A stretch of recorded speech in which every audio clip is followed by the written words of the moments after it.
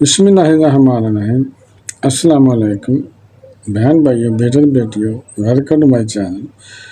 آج کی ویڈیو کا عنوان ہے کہ مصنوعی، جھوٹی اور جعلی جنت۔ قوم عاد کا مقدس اعلیٰ عاد بن اوس بن ارم بن نوح ہے۔ اس عاد کے بیٹوں میں شداد بھی ہے۔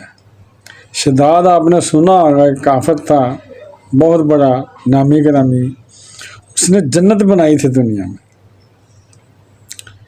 اس جنت کی بات ہم کرنے لگے ہیں۔ یہ بڑی شان و شوکت والا بادشاہ ہوا ہے۔ اس نے اپنے وقت میں تمام بادشاہوں کو اپنے جھنڈے کے نیچے جمع کر کے سب کو اپنا مطیع و فرما بردار بنا لیا تھا۔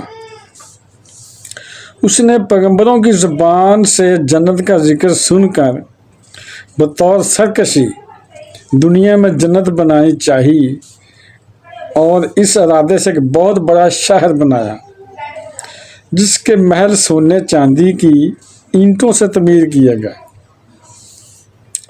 اور زبرجد اور یاقوت، زبرجد یاقوت یہ بھی ہیرے موتیوں کی قسم ہے۔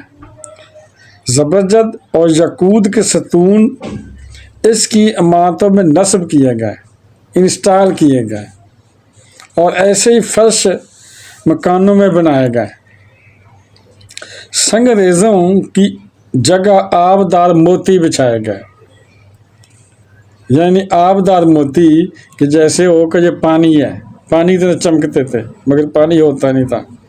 ہر محل کے گرد جواہرات پر نہریں جاری کی گئیں۔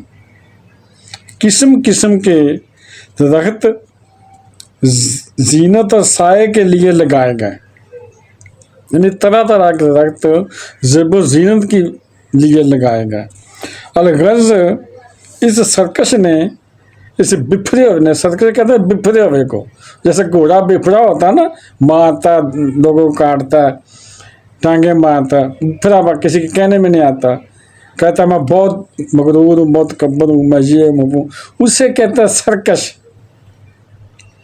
الغرض اس سرکش نے اپنے خیال سے جنت کی تمام چیزیں اور ہر قسم کے عیش و عشرت کے سامان اس شہر میں جمع کر دیے۔ جب یہ شہر مکمل ہوا تو شداد بادشاہ اپنے اعیان سلطنت کے ساتھ اس کی طرف روانہ ہوا، یعنی اپنے وزیروں مشیروں کے ساتھ لے کے، تو کہتا چلو آج اپنی جنت بنائی تو چلتے ہیں دیکھتے ہیں۔ جب ایک منظر کا فاصلہ باقی رہ گیا، تھوڑا سا فاصلہ بس باقی رہ گیا تھا، تو آسمان سے ایک ہولناک آواز آئی، خطرناک آواز آئی، جس سے اللہ تعالیٰ نے شداد اور اس کے تمام ساتھیوں کو ہلاک کر دیا، اور وہ اپنی بنائی ہوئی جنت کو دیکھ بھی نہ سکا۔ جس کو بڑا تکبر تھا نا، فخر تھا کہ میں یہ کر دوں گا، وہ کر دوں گا، جنت بناؤں گا، اپنی جنت بناؤں گا، اس میں میں رہوں گا، میرے لوگ رہیں گے جو میری پوجا کریں گے۔ اللہ تعالیٰ کو یہ غرور پسند نہیں، اللہ تعالیٰ نے انہیں تباہ برباد کر دیا، اس کو کے ساتھیوں کو۔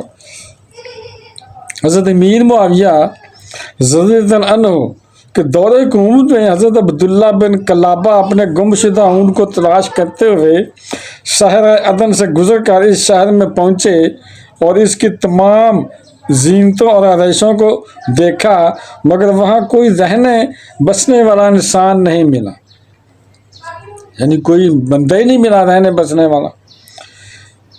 یہ تھوڑے سے جواہرات وہاں سے لے کر چلے آئے نشانی کے طور پر، وہاں سے لے لیے، اکھاڑ لیے۔ جب یہ خبر حضرت امیر معاویہ حضرت کو معلوم ہوئی تو انہوں نے عبداللہ بن کلابہ کو بلا کر پورا حال دریافت کیا۔ انہوں نے جو کچھ دیکھا تھا سب کچھ بیان کر دیا۔ پھر حضرت امیر معاویہ نے کعب احبار کو بلا کر دریافت کیا کہ کیا دنیا میں کوئی ایسا شہر موجود ہے؟ پرانے صحابی کو بلایا، اس سے پوچھا، جس کی عمر ماشاءاللہ زیادہ تھی، اس سے پوچھا کیا ایسا واقعہ ہے کوئی؟ انہوں نے فرمایا، اس صحابی نے فرمایا، ہاں، جس کا ذکر کلام مجید میں آتا ہے، سبحان اللہ، یہ شہر شداد بن عاد نے بنوایا تھا، یعنی وہ شداد کا، اس کی جنت کا کلام مجید میں واقع ہے۔ جو سائڈوں میں تفسیر لکھی ہوتی ہے اس میں پرانے واقعات لکھے ہوتے ہیں، ان کو پڑھنا چاہیے، قرآن جن کو ترجمے کے ساتھ پڑھنا چاہیے۔ ویسے تو پڑھیں گے ثواب ضرور ہے، مگر ترجمے کے ساتھ پڑھیں گے، ساتھ تفسیر کے پاس پڑھیں گے تو اس سے زیادہ فائدہ، اس سے کہیں زیادہ ثواب ہے۔ صحیح تو دل پھر ہلتا ہے نا جب اس کے مطلب کا پتہ لگے قرآن پاک کا، اس کا مطلب کیا ہے، یہ کس مقصد کے لیے نازل ہوا ہے، پھر دل ہلتا ہے، پھر دل بدلتا ہے، پھر اس پر اثر ہوتا ہے۔ اس لیے اس کا بہت زیادہ ثواب ہے، ترجمے کے ساتھ پڑھیں گے اور تفسیر کے ساتھ پڑھیں گے۔ لیکن یہ سب عذاب الہی سے لاغ ہو گئے، یعنی وہ شداد اور اس کے ساتھی جو انہیں لے کر جا رہا تھا اپنی جنت دیکھنے کے لیے، سارے لاغ ہو گئے، اور اس قوم سے کوئی ایک آدمی، یعنی پوری قوم کی قوم ہی تباہ و برباد ہو گئے۔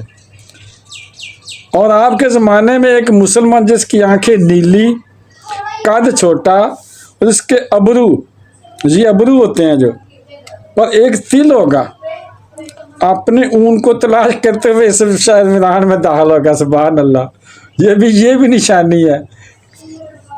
اتنے میں عبداللہ بن کلابہ آ گئے تو کعب اخبار نے ان کو دیکھ کر فرمایا باخدا، یہ شخص جو شداد کی بنائی جنت کو دیکھے گا یہ وہی ہے۔ اس کے نشانی دیکھ لی نا، وہ تیر تھا ابرو پر، تو کہا یہی شخص۔ سبحان اللہ۔ تو قوم عاد اور دوسری قوموں کا حال بیان کرتے کلام جی نے ارشاد فرمایا، علم تری کیف فعل ربک بعاد ارم ذات العماد التی لم یخلق مثلها فی البلاد وثمود الذین جابوا الصخر بالواد وفرعون ذی الاوتاد الذین طغوا فی البلاد فاکثروا فیہا الفساد فصب علیہم ربک سوط عذاب۔ ترجمہ اس کا یہ ہے کہ آپ نے نہ دیکھا کہ آپ کے رب نے قوم عاد کے ساتھ کیسا کیا، یعنی کیا سلوک کیا۔ وہ حد سے زیادہ طول والے، یعنی بڑے لمبے قد تھے، بڑے طاقتور تھے۔ عاد ارم کے ان جیسا شہروں میں پیدا نہیں کیا گیا، یہ اس سے پہلے ان جیسا شہروں میں پیدا نہیں کیا، اتنے طاقتور تھے، لمبے قد کے تھے۔ اور قوم سمود جنہوں نے وادی میں پتھر کی چٹانوں کو تراشا، اور قوم سمود تھی جنہوں میں چٹانوں کو کاٹ چھانٹ کر توڑ کر اپنے گھر بنائے، اتنے مضبوط لوگ تھے۔ اور فرعون جو کہ چمیخا کی سزا دیا کرتا تھا، جو فرعون تھا حضرت موسیٰ علیہ السلام کے دور میں، جو کہتا تھا میں رب ہوں، مجھے رب کہو، تو اس نے کتنے ظلم کیے، چمیخا کی سزا دیتا تھا لوگوں کو۔ انہی لوگوں نے شہروں میں سرکشی کی۔ سرکشی کا پہلے میں نے مطلب بتایا نا کہ سرکش گھوڑا، تکبر۔ پھر انہوں نے شہروں میں بہت زیادہ فساد پھیلایا، یعنی رہائی جھگڑے، دنگا فساد، ماحول کو خراب کیا۔ تو ان لوگوں پر آپ کے رب نے عذاب کا کوڑا برسا دیا۔ تو پہلے میں نے آیتیں پڑھی ہیں نا، اس کا ترجمہ ہے، اس کا مضمون یہ ہے کہ اللہ کے عذاب کا کوڑا، اللہ نے اپنے عذاب کا کوڑا ان پر برسایا کہ ان کو تباہ و برباد کر دیا۔ اللہ تعالیٰ کو بندوں کی سرکشی اور تکبر والا غرور بے حد ناپسند ہے۔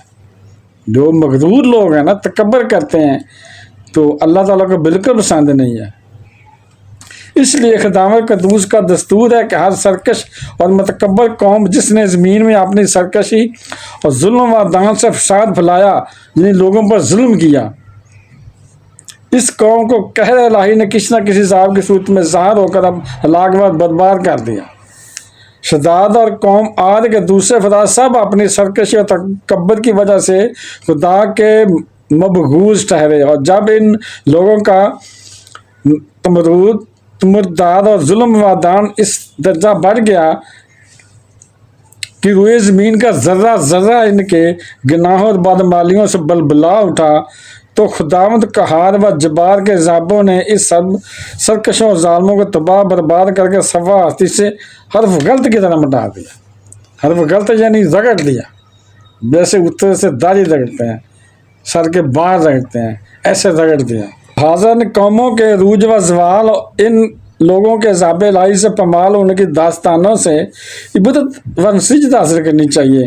کیونکہ قرآن کریم میں ان اقوام کے انجام کے ذکر کا مقصد ہی یہ ہے کہ اہل قرآن ان کی داستان سن کر عبرت پکڑیں اور خوف الہی سے ہر دم لرزہ برآمد رہیں۔ مسلمانوں پر لازم ہے کہ قرآن مجید کی بخشت تلاوت کریں اور ان کا ترجمہ بھی پڑھا کریں اور ان اقوام کے ہلاکت سے عبرت حاصل کریں، اور ہر وقت توبہ و استغفار کرتے رہیں اور ہر قسم کی بد اعتقادیوں اور بد مالیوں سے ہمیشہ بچتے رہیں اور اعمال صالح کی کوشش کرتے رہیں، اور خبردار مال و دولت کے غرور اور گھمنڈ میں سرکشی و تکبر نہ کریں، بلکہ ہمیشہ دل میں خوف خدا رکھ کر تواضع و نکساری کو اپنی عادت بنائیں اور جہاں تک ہو سکے اپنی زندگی میں اچھے مال کرتے رہیں۔ بہن بھائی اور بیٹے بیٹی، اگر آپ کو میری یہ ویڈیو اچھی لگی ہے تو صدقہ جاریہ سمجھ کر آگے شیئر کر دیں، اور اگر ابھی تک آپ نے چینل کو سبسکرائب نہیں کیا تو لازمی سبسکرائب کر لیں اور بیل کو دبا کر آل پر کلک کر دیں تاکہ میری آنے والے اچھی سی ویڈیو آپ کو ملتی رہیں۔ چلو ملتے ہیں نیکسٹ ویڈیو میں۔ السلام علیکم، خدا حافظ۔